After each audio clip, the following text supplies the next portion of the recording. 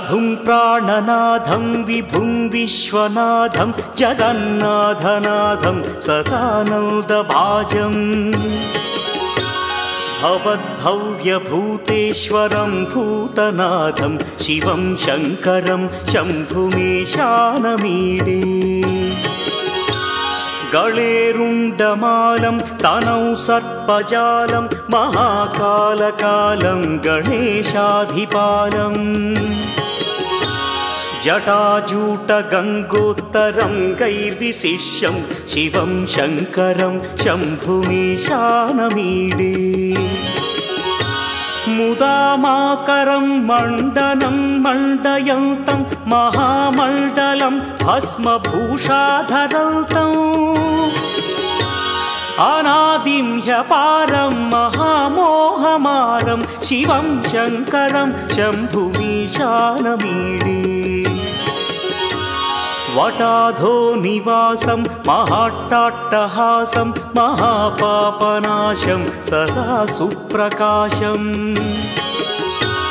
गिरीशं गणेशं सुरेशं महेशं शिवं शङ्करं शम्भुमीशानमीडे गिरीन्द्रात्मजा सङ्गृहीतार्थदेहं गिरौ संस्थितं सर्वदा पन्नगेहम् परब्रह्म ब्रह्मादिभिर्वन्द्यमानं शिवं शङ्करं शम्भुमीशानमीडे कपालं त्रिशूलं कराभ्यां दधानं पदाम्भोजनं राय कामोदधानम् बलिवर्धयानं सुराणां प्रधानं शिवं शङ्करं शम्भुमीशानमीडे शरच्चन्द्रगात्रं गणानन्दपात्रं त्रिनेत्रं पवित्रं धनेशस्य मित्रम् अपर्णाकळत्रं सदा सच्चरित्रं शिवं शङ्करं शम्भुमीशानमीडे हरं सर्पहारं चिताभूविहारं भवं वेदसारं सदा निर्विकारम् श्मशाने वसन्तं मनोजं दहन्तं शिवं शङ्करं शम्भुमीशानमीडे स्वयं यः प्रभाते नरः शूलपाणे पठे स्तोत्ररत्नं गृह प्राप्य रत्नम्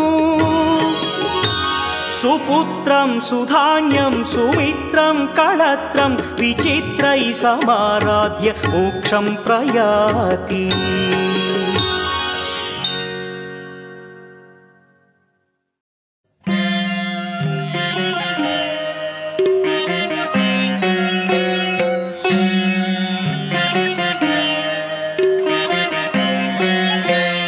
नमः शिवाभ्यां नवयौवनाभ्यां परस्पराश्लिष्टवपुर्धराभ्यां नागेन्द्रकन्या वृषकेतनाभ्यां नमो नमः शङ्करपार्वतीभ्यां नमः शिवाभ्यां वृषवाहनाभ्यां विरिञ्चि विष्णुन्द्रसुपूजिताभ्यां विभूतिपाटीरविलेपनाभ्यां नमो नमः शङ्करपार्वतीभ्यां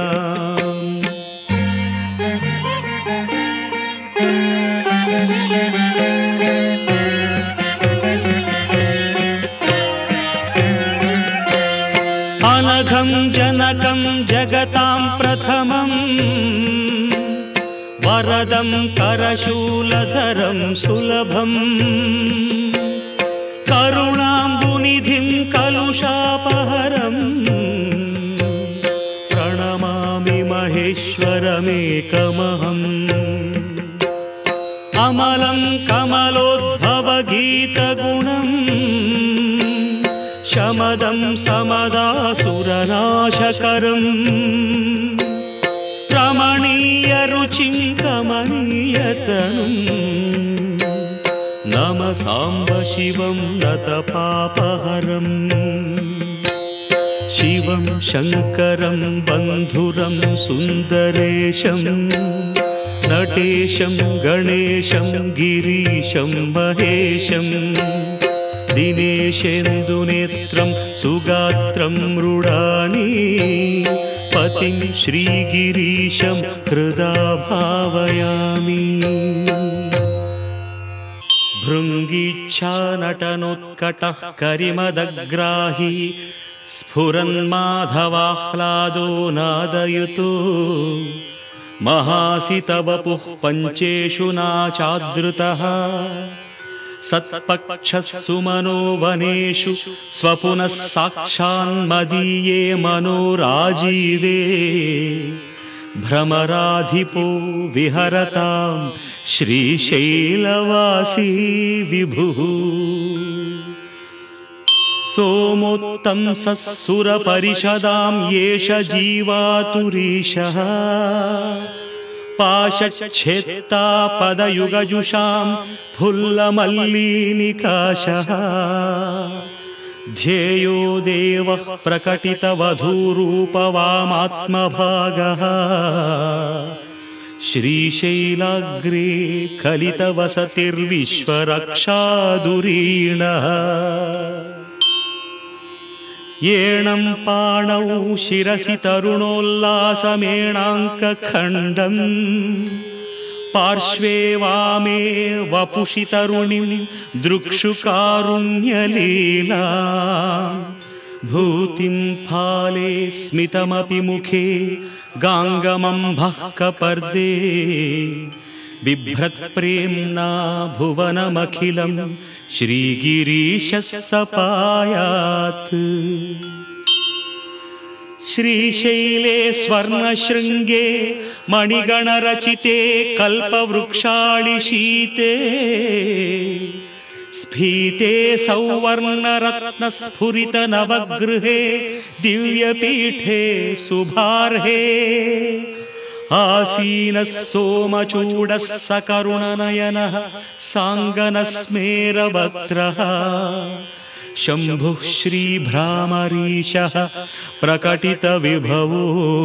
देवता सार्वभौमः। या योगिवृन्दहृदयाम्बुजराजहंसी मन्दस्मितास्तुतमुखी मधुकैटभग्नी विघ्नान्धकारतटभेदपटीयसी सा मूर्तिः करोतु कुतुकं भ्रमराम्बिकायाः। कस्तूरीतिलकाञ्चितेन्दुविलसत् प्रोद्भासि फालस्थली कर्पूरद्रवमिश्रचूर्णकपुरामोदोल्लसद्वीटिका लोलापाङ्गतरङ्गितैरधिकृपासारैर्सदानन्दिनी श्रीशैलस्थलवासिनी भगवतीं श्रीमातरं भावये।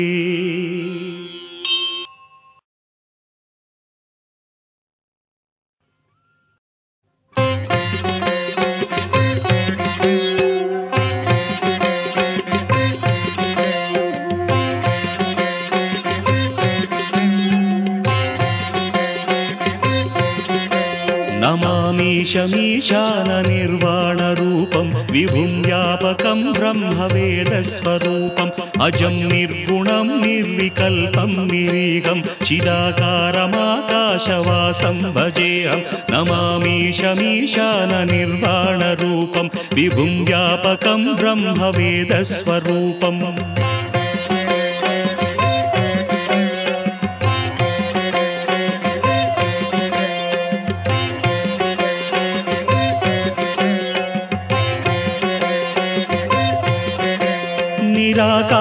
निराकारमोङ्कारमूलं तुरीयं गिराज्ञानगोतीतमीशं गिरीशं कराळं महाकालकालं कृपालं गुणागारसंसारसारं नतोऽहम्।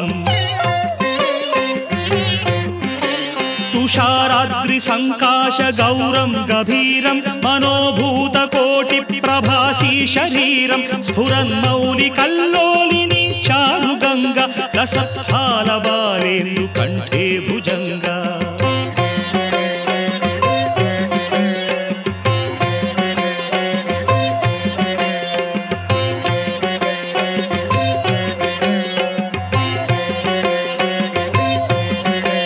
चलत्कुण्डलं शुभ्रनेत्रं विशालं प्रसन्नाननं नीलकण्ठं दयालं मृगाधीशचर्माम्बरं मुण्डमालं प्रियं शङ्करं सर्वनाथं भजामि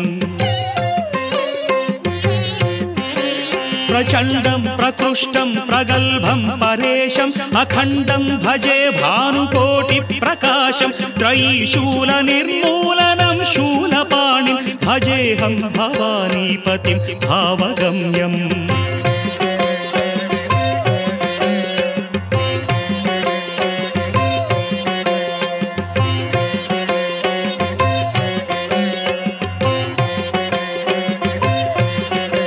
कलातीत कल्याण कल्पान्तकारी सदा सज्जनानन्ददाता पुरारी चिदानन्द सन्दोह मोहापहारि प्रसीद प्रसीद प्रभो मन्मधारी न यावत् उमानाथ पादारविन्दं भजन्ति हलोके परे वानराणां न तावत् सुखं वापि सन्तापनाशं प्रसीद प्रभो सर्वभूताधिवास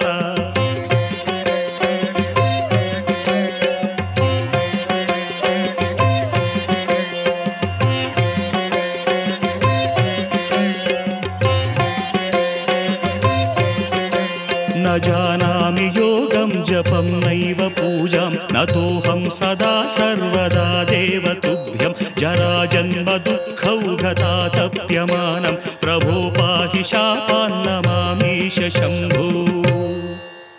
रुद्राष्टकमिदं प्रोक्तं विप्रेण हरतुष्टये ये पठन्ति नरा भक्त्या तेषां शम्भुः प्रसीदति।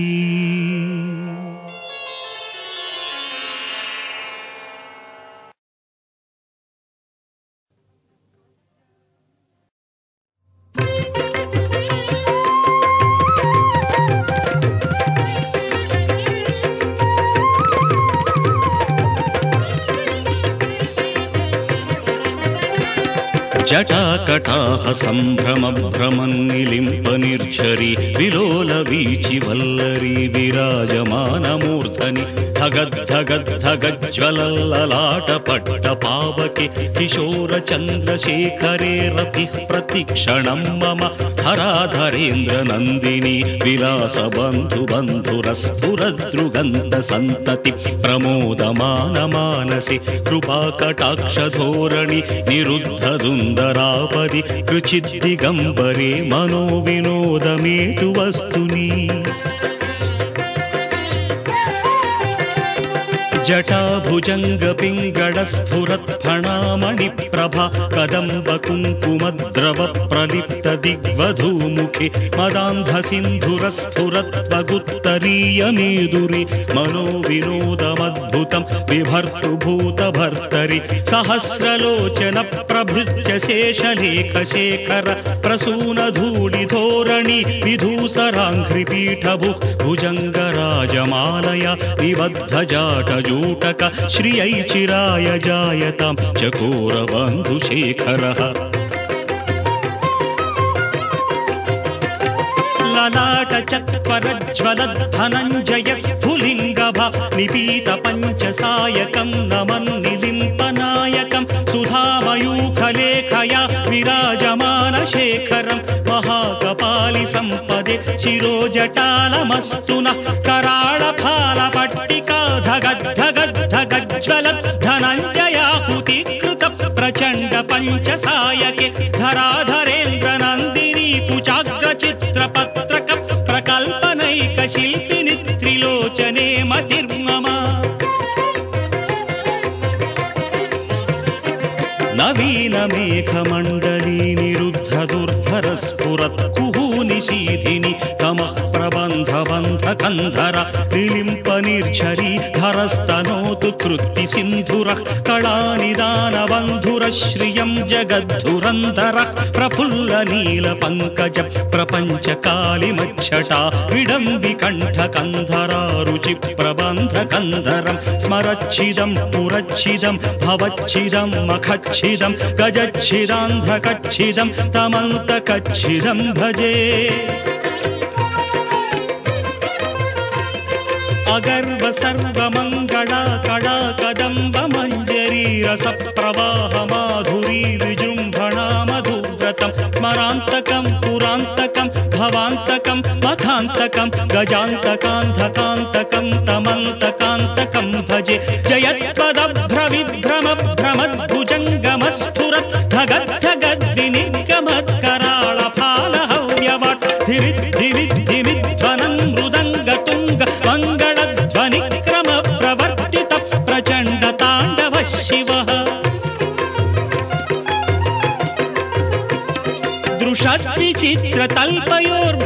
दृशद्विचित्रतल्पयोर्भुजङ्गमौक्तिकस्रजो गरिष्ठरत्नलोष्ठयो सुहृद्विपक्षपक्षयो तृणारविल्दचक्षुषो प्रजामही महेन्द्रयो समं प्रवर्तयन्मनः कदा सदा शिवं भजे कदा निलिम्पनिर्झरी निकुञ्ज कोटरेव सन्विमुक्तदुर्मतिः सदा शिरस्थमञ्जलिं वहन् विमुक्तलोललोचनो ललाटफाललग्नकः शिवेति मन्त्रमुच्चरन् कदा सुखी भवाम्यहम्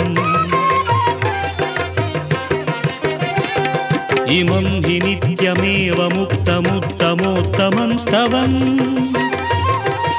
पठन् स्मरन् ब्रुवन् नरो विशुद्धिमेति सन्ततम् हरे गुरौ सुभक्तिमाशु याति नान्यथा गतिम् विमोहनं विदेहिनां सुशङ्करस्य चिन्तनम्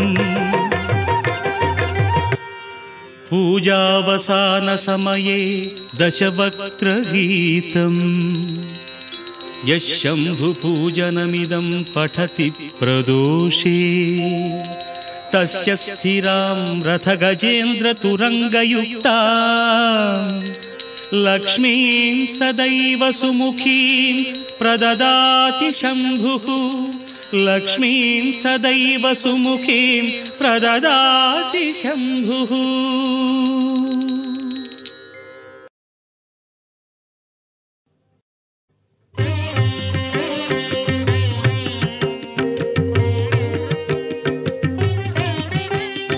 सौराष्ट्रदेशे विशदेति रम्ये ज्योतिर्मयं चन्द्रकलावतंसं भक्तिप्रदानाय कृपावतीर्णं तं सोमनाथं शरणं प्रपद्ये तं सोमनाथं शरणं प्रपद्ये श्रीशैलसङ्गे विबुधातिसङ्गे तुलाद्रितुङ्गेऽपि मुदा वसन्तं तमर्जुनं मल्लिकापूर्वमेकं नमामि संसार समुद्रसेतुं नमामि संसार समुद्रसेतुम्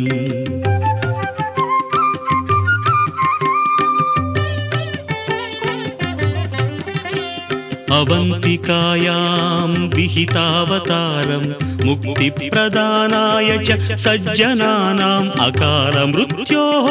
परिरक्षणार्थं वन्दे महाकाल महासुरेशं वन्दे महाकाल महासुरेशं कावेरिका नर्मदयोः पवित्रे समागमे सज्जनतारणाय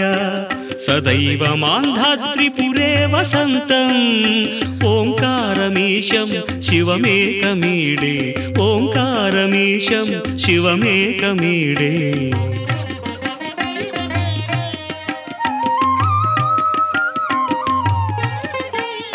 पूर्वोत्तरे प्रज्वलिकानिधाने सदा वसन्तं गिरिजासमेतं सुरासुराराधितपादपद्मं श्रीवैद्यनाथं तमहं नमामि श्रीवैद्यनाथं तमहं नमामि याम्ये सदङ्गे नगरेति रम्ये विभूषिताङ्गं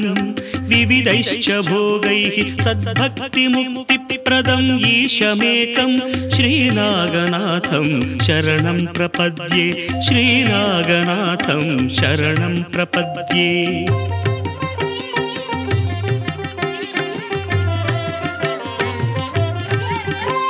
महाद्रिपार्श्वे च तटे रमन्तं सम्पूज्यमानं सततं मुनीन्द्रैः सुरासुरैर्यक्ष महोरगाद्यैः केदारमीशं शिवमेकमीडे केदारमीशं शिवमेकमीडे सह्याद्रिशीर्षे विमले वसन्तं गोदावरीतीरपवित्रदेशे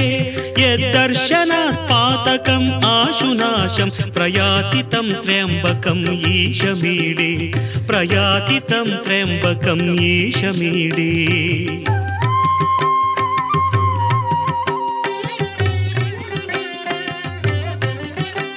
सुताम्रपर्णी जलराशियोगे निबध्य सेतुं विशिखैरसङ्ख्यैः श्रीरामचन्द्रेण समर्पितं तं रामेश्वराख्यं नियतं नमामि रामेश्वराख्यं नियतं नमामि यं दाकिनी शाकिनिका समाजैः निषेव्यमानं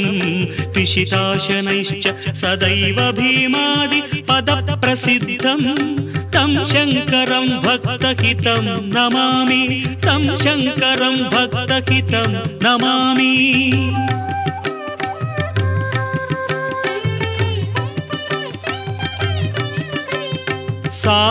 सानन्दमानन्दवने वसन्तम्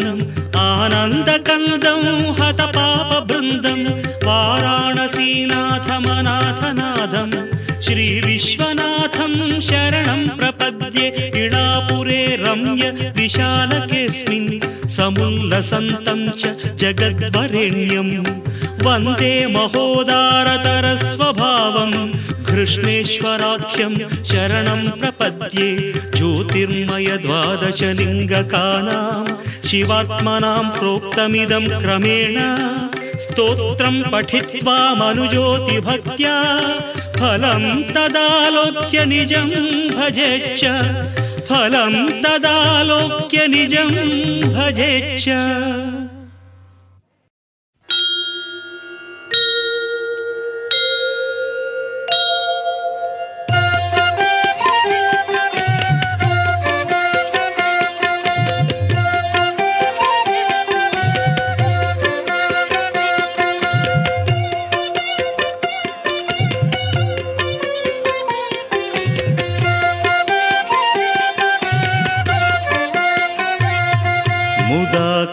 मुदाकरात्तमोदकं सदा विमुक्तिसाधकं मुदाकरात्तमोदकं सदा विमुक्तिसाधकं कलाधरावतंसकं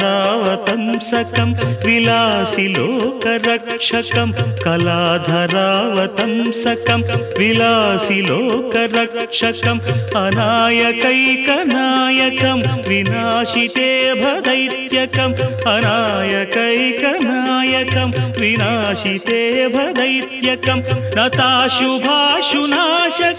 नमामि तं विनायकं मुदाकरात्तमोदकं सदा विमुक्तिसाधकं मुदाकरात्तमोदकं सदा विमुक्तिसाधकं नमामि तं विनायकं नमामि तं विनायकं नमामि तं विनायकम्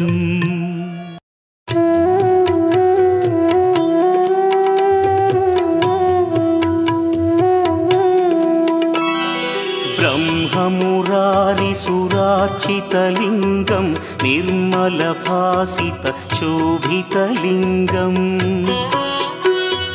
जन्मजदुःखविनाशकलिङ्गं तत्प्रणमामि सदा शिवलिङ्गम् देवमुनिप्रवरार्चितलिङ्गं कामदहन करुणाकरलिङ्गम् रावणदर्पविनाशकलिङ्गं तत्प्रणमामि सदा शिवलिङ्गम्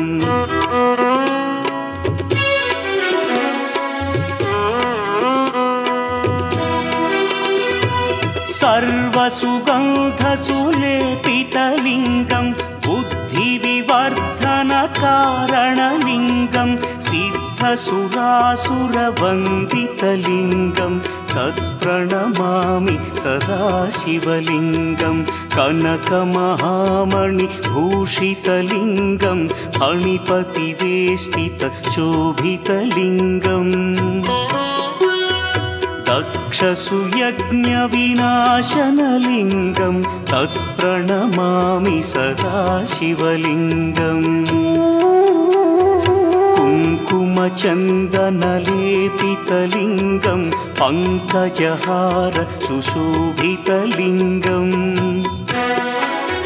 सञ्चितपापविनाशनलिङ्गं तत्प्रणमामि सदा शिवलिङ्गम्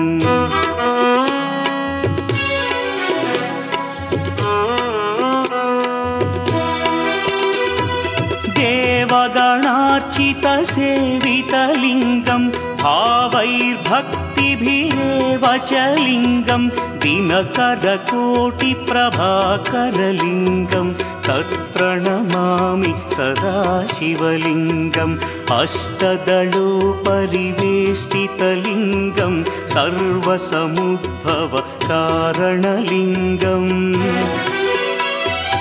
अष्टदरिद्र्यविनाशनलिङ्गं तत्प्रणमामि सदा शिवलिङ्गम्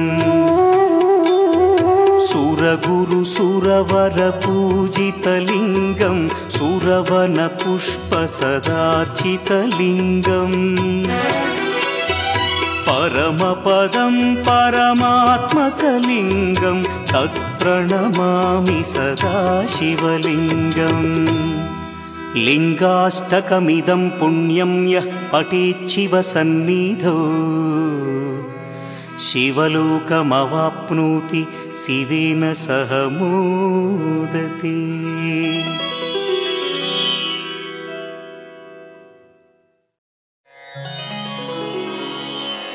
गङ्गातरङ्गरमणीयजटाकलापं गौरीनिरन्तरविभूषितवामभागं नारायणप्रियमनङ्गमदापहारं वाराणसीपुरपतिं भज विश्वनाथम् वाचामगोचरमनेकगुणस्वरूपं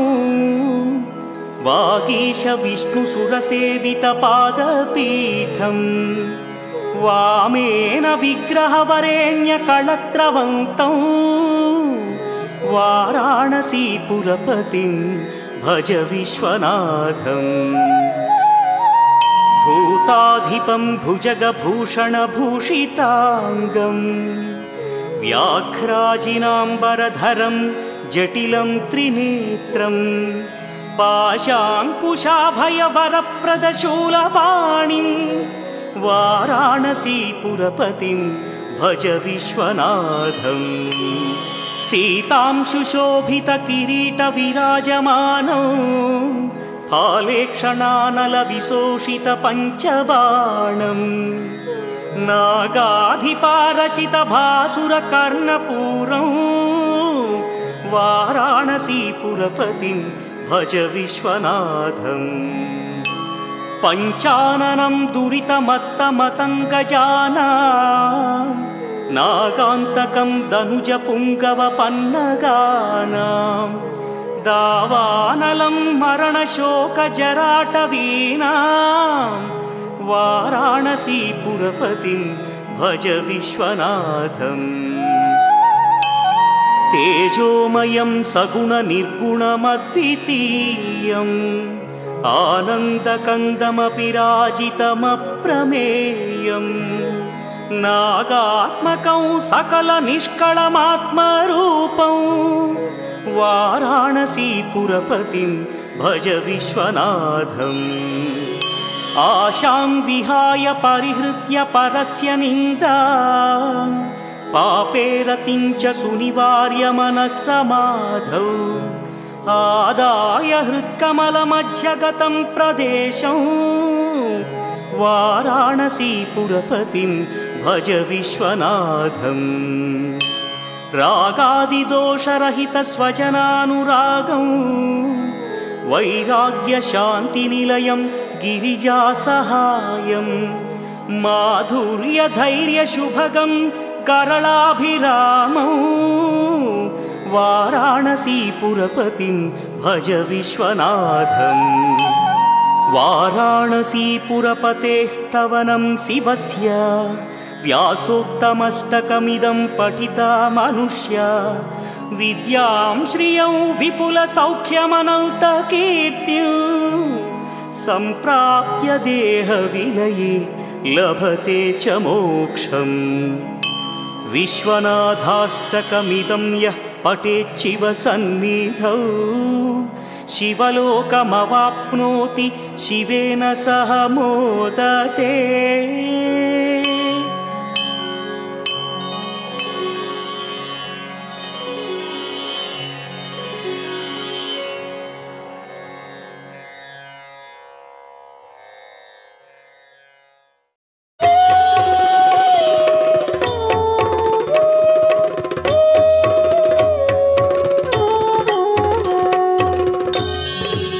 त्रिदलं त्रिगुणाकारं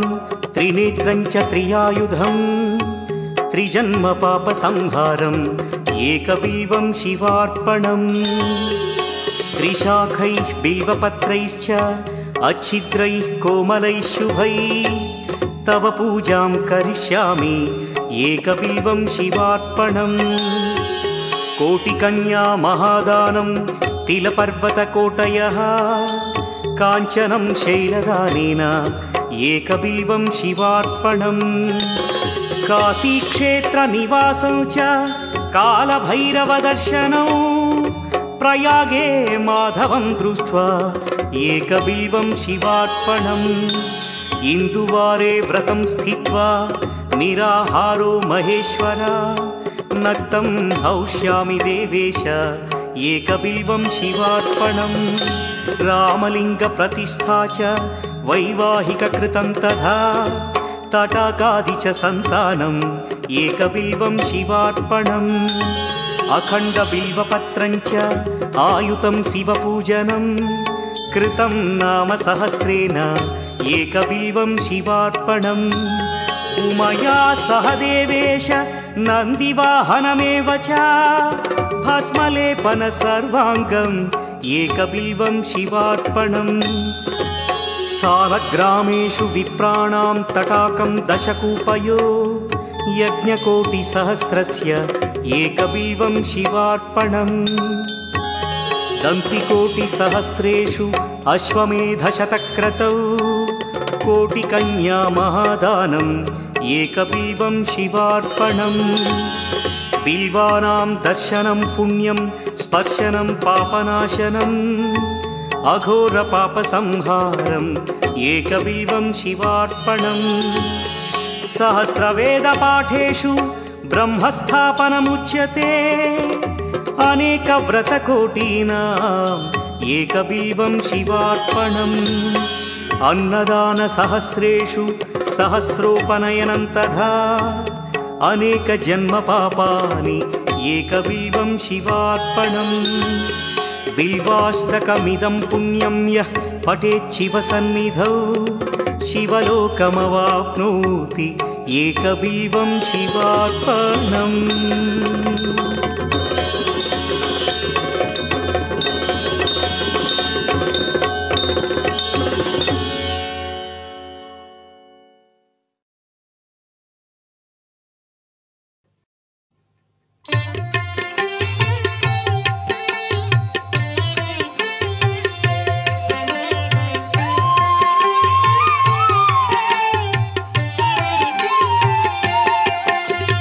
नमो देवादिदेवाय त्रिनेत्राय महात्मने रक्तपिङ्गळनेत्राय जटामकुटधारिणी नमो देवादिदेवाय त्रिनेत्राय महात्मने रक्तपिङ्गळनेत्राय जटामकुटधारिणी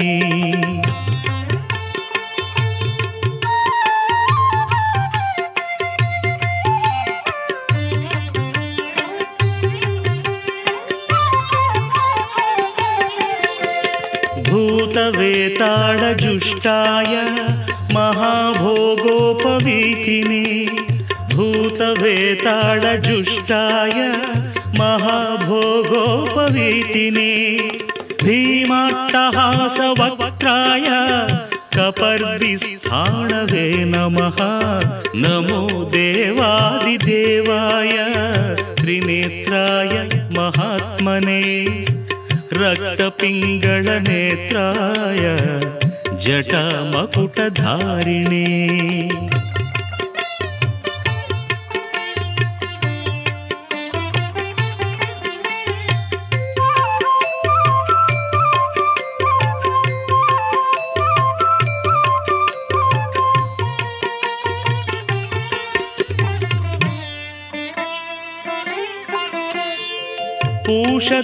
पूषदन्तविनाशाय भगनेत्रहणे नमः भविष्यद्वृषचिह्नाय महाभूतपते नमः भविष्यत्त्रिपुरान्ताय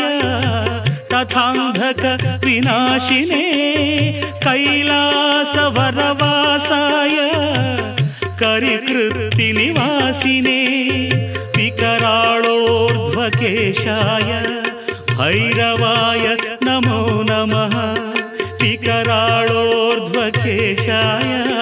भैरवाय नमो नमः अग्निज्वालाकराळाय शशिमौळिधृते नमः नमो देवादिदेवाय त्रिनेत्राय महात्मने रक्तपिङ्गळनेत्राय जटामकुटधारिणी